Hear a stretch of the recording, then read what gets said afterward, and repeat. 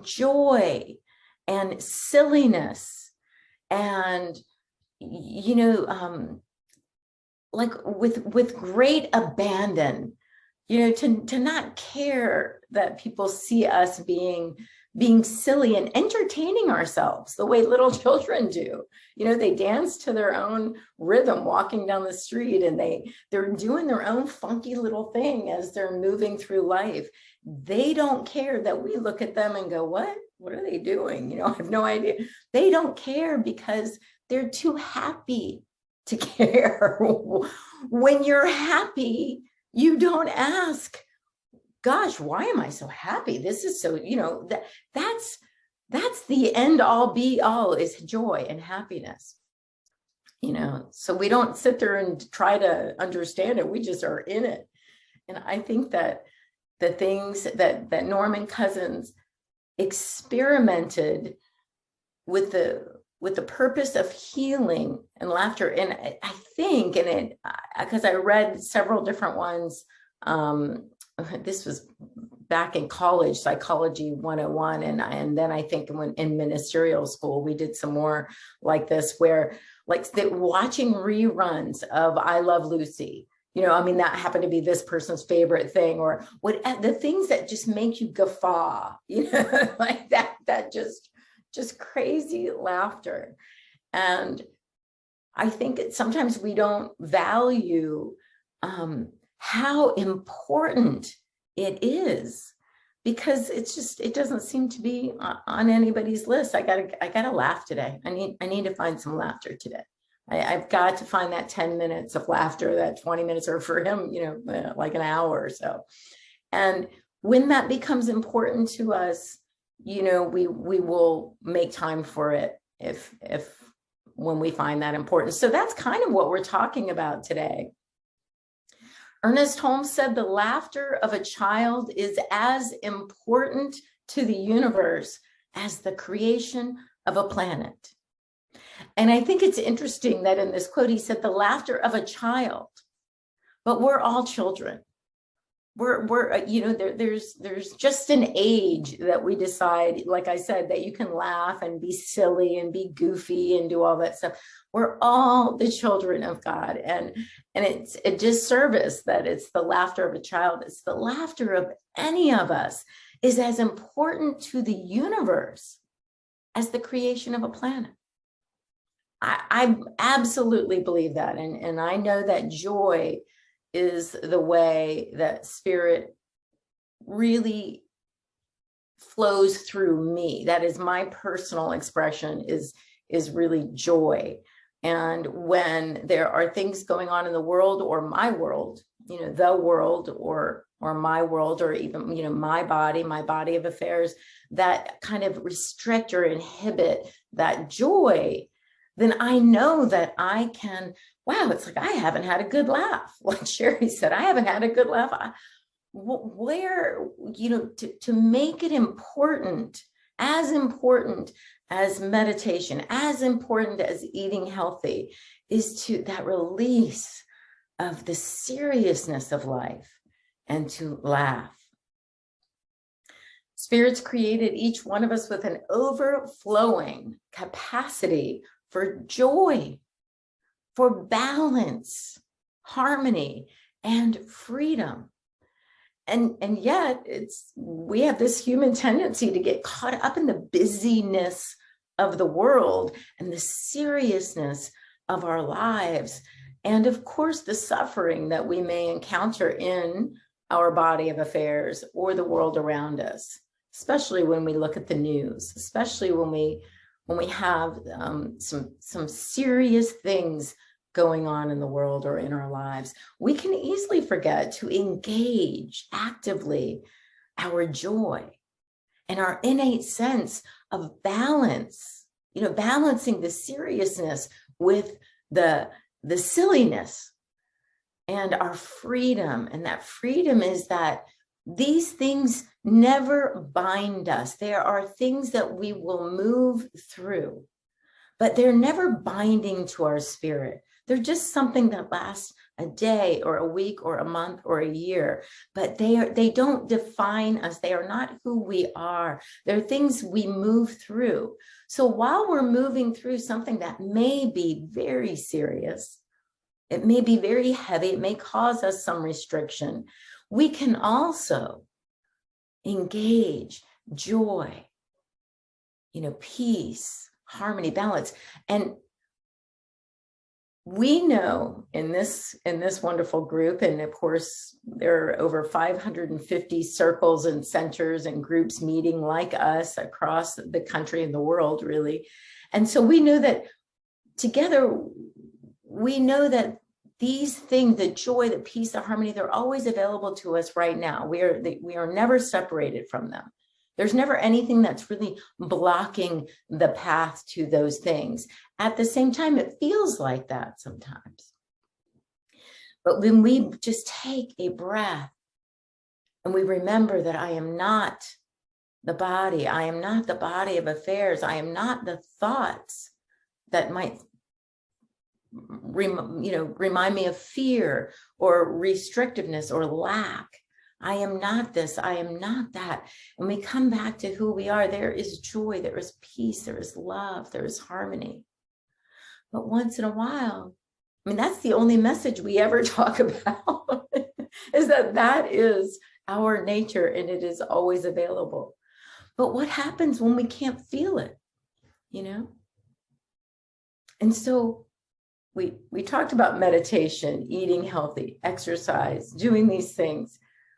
When our joy seems kind of far away, we can watch some reruns of that favorite show, of the thing that just makes you laugh. Or now with the internet and YouTube, we have comedians that will suit us. We don't have to watch something anymore that makes us cringe. It's not funny or it's not appropriate. We can plan to be influenced by the things on the outside if we can't easily find our joy. So healing ourselves, we know mind, body, and heart is one of the biggest reasons we come together to study metaphysics. Like all things that we think are important, we take, healing or our spiritual development, changing our lives, changing our mind. We take that very seriously, right? We watch our self-talk. We observe our thoughts. We journal. We put up sticky notes to remind us to pay attention. We set alarms on our phones to snap us out of that everyday monotony of routine so that we can focus on health, healing, wealth, well-being. We work hard, or at least I do, to shift some of those limiting beliefs. And today we're asking, well, what if we're missing a key element of the healing process? Something that Norman Cousins found a long time ago in 2001. And honestly, that he's not the only one. There's been other studies. That laughter really is a medicine in our body. So humor and joy, they bring that lightness of being into our lives. That facilitates healing. And science actually, as we know, backs this up. I'm not saying anything crazy new. So there is the role of laughter and play and fun in wholeness. And are we tapping into it? How many times a day, do we think about meditating, or do we think about, journaling or mindfulness? How many times a day do we think about laughing? I just really need to laugh. But according to the Mayo Clinic, we all know this, stress has a serious impact on our mood and our state of mind. It contributes to anxiety, irritability, depression, lack of motivation, and a feeling of overwhelm.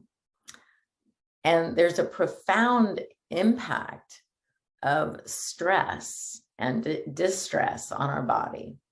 Fatigue, sleep issues, chest pains, headaches, anxiety, all of those contribute to, sort of the normal unwellness in our society. This endless feedback loop. I'm stressed out, and then this is happening, and I'm stressed out, and then this is happening. I'm really more stressed out. So how do we help ourselves and help others heal? And Ernest Holmes, he gives us such a great direction when he says, we heal thoughts, not people. We don't heal people. And I think Deidre last week said, the only activity is the activity of mind. That's the only activity we're about healing is if we have that conditioned thought, that is, I am so stressed out. This job is so stressful. Moving is so stressful. My family is so stressful. Like we just say, we're conditioned. So it's like, I can work hard on changing these thoughts. Spiritual healing consists of changing these psychological thought patterns. Ernest Holmes said the spiritual person is never sick. We know that. We know that we are whole, perfect, and complete right where we are. But it's important that we look at the causes of our stress so that we change that, the thinking that creates that feedback loop. And we reveal the wholeness that is always there.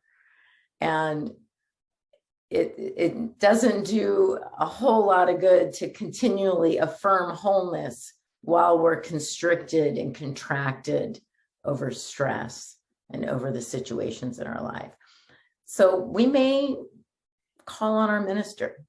We may call on each other. We may call on a prayer partner. We may call on a practitioner, for prayer and for support. And now we know that we can find laughter. Go to YouTube, go to reruns, find a comedian, go to a local club. I can't tell you the last time I saw a comedian. Have you guys gone to stand up anytime soon, like out in a club or something? I know it's COVID. I know it's a little private. Of course you have, Sherry.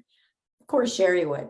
Yeah. And, but it's like, have you noticed that when you're with a group of people, like at a comedy club, everybody laughs so much more than you would be laughing at home. It's contagious. And so, let's think about this.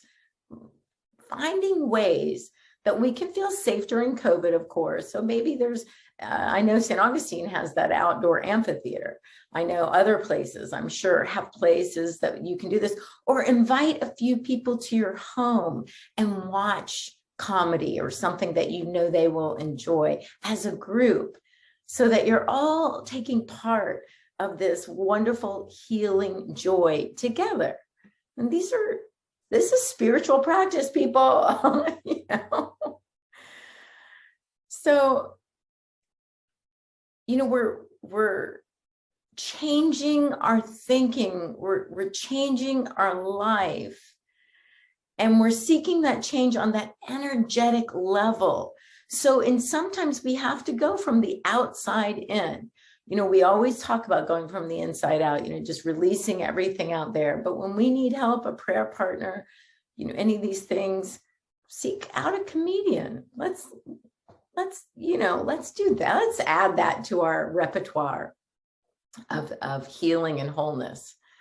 We can embrace joy. We can choose to laugh daily, and that belly laugh, according to the Neuro Leadership Institute, laughing swaps the cortisol in our bloodstream with highly sought after chemicals in the brain, dopamine, oxytocin, and endorphins.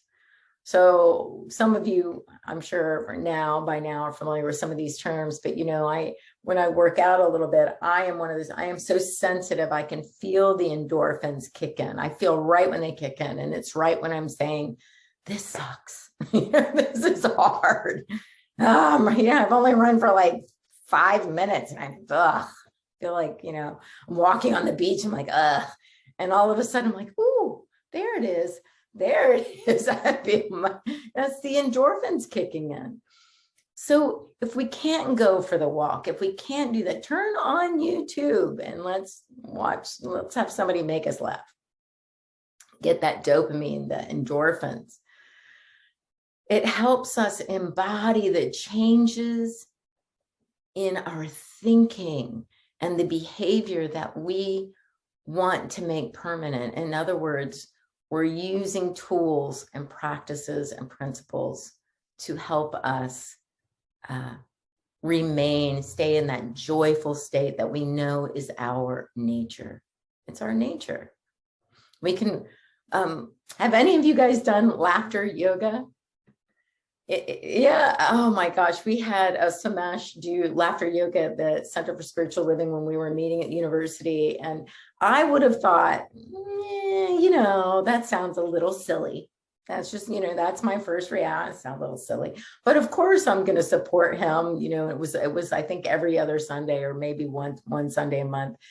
And, man, it was so, go to, it's probably on YouTube. I haven't looked it up, but laughter yoga.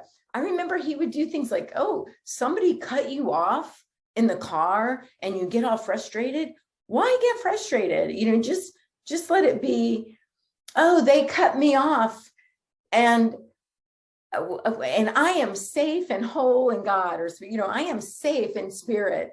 And he would say it and he goes, now say it laughing. And he'd be like, oh, somebody cut me off and I am safe. And he would just laugh and we would crack up at him cracking up. And so it's creating the idea of us laughing at some of the situations that we have been conditioned to retracting in, right? We're used to saying, oh, I can't believe this happened, or the people are crazy drivers. We hear ourselves go into, these things that are restrictive, that are not joyful. But why not turn those? That's what laughter yoga I found, for me, just it turns some of those. He would just do some of these normal everyday situations. My car broke down. He would start laughing. And he's like, I have the money to pay for this, and I have a good mechanic, or things like that. Or he would say, I have good credit. I can put this on my credit card and be okay. And he would start laughing and we would just crack up and dance around this room and be as silly as you could imagine. And I am so blessed to have had that experience. But we together today can be reminded that we can change our thinking, change our life. And this is just one tool that we can use. Catherine Fenwick said, your body cannot heal without play. Your mind cannot heal without laughter. Your soul cannot heal without joy. What if this week we actively choose to explore the supportive aspect of laughter and joy in our lives? Let's make that commitment right here and now to find something every day that makes us belly laugh. And maybe we step out of our comfort zone. If you've never done laughter yoga, just make that commitment to say, what is this about? Put it on YouTube. And, no one's going to see you. You're in the comfort of your own home, and just see what that's about. And then maybe you invite a couple people over to be silly with you, because honestly, joy and laughter is exponential when it's shared. And I believe the healing is exponential. We know it reduces stress. We know it's part of the healing process. Let's honor it as a spiritual practice, a spiritual part of our practices today. So an affirmation, we can use this week is, Laughter reveals my wholeness. I can't read what I wrote. I choose to express my joy and wholeness this week. So laughter reveals my wholeness, and I choose to express my joy and wholeness this week. So I just think it's so important to laugh and to play. It's a huge part. It can be a huge part of our lives. There's a lot of seriousness. I get it. There's a lot of stuff going on. You know, I totally get it. And we should never deny ourselves that aspect of who we are, which is joy. Ernest Holmes said, there is a laughter of God. Let's laugh it. There is a song of the universe. Let's sing it. There's a hymn of praise. Let's praise it. There is joy, beauty, a deep, abiding peace. Let's experience it.